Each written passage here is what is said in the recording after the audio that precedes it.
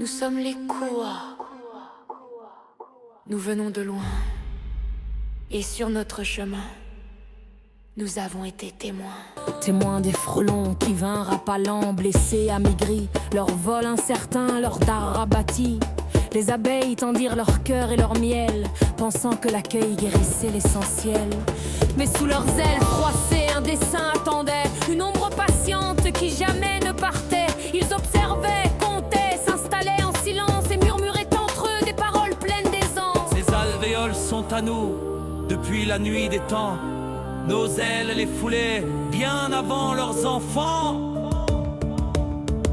Alors qu'ils n'avaient ni reine, ni trace, ni demeure, ils dessinèrent une fable pour repeindre leur erreur. Et les abeilles, croyant à la paix retrouvée, écoutèrent sans voir qu'on leur volait leur passé. Ils n'avaient ni reine, ni trace, ni demeure, ils dessinèrent une fable pour repeindre leur erreur. Et les abeilles, croyant à la paix retrouvée, écoutèrent sans voir qu'on leur volait leur passé.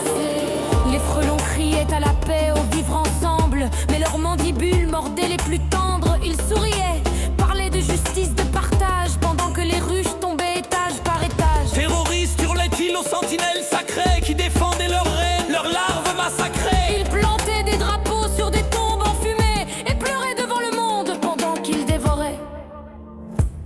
Ils disaient, regardez, comme ils piquent sans raison. Mais c'était eux qui posaient les pièges, les poisons. Et pendant que les mères pleuraient, les berceaux éventrés, le monde détournait les yeux, l'histoire effacée. Des couvains furent broyés sans un cri, sans pardon. Des larves encore chaudes jetées hors de leur cocon. Le miel ancien sacré fut renversé à terre. Et nul ne vint dire, ceci est une guerre. Leurs ailes pleuraient du sang au lieu de pollen. Les mers hurlaient jusqu'à ce que l'air devienne haine.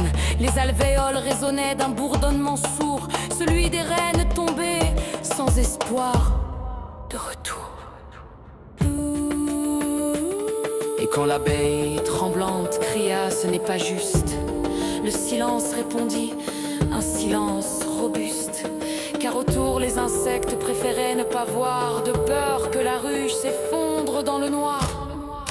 Koa observait chaque trait, chaque cri, chaque leurre et murmura dans le vent. À force de mentir, on détruit la mémoire. Mais la mémoire, elle, renaît dans le noir. Et soudain, au creux d'un bois calciné, une alvéole vibra, une abeille s'éleva, ses ailes étaient brisées, mais son cœur battait encore.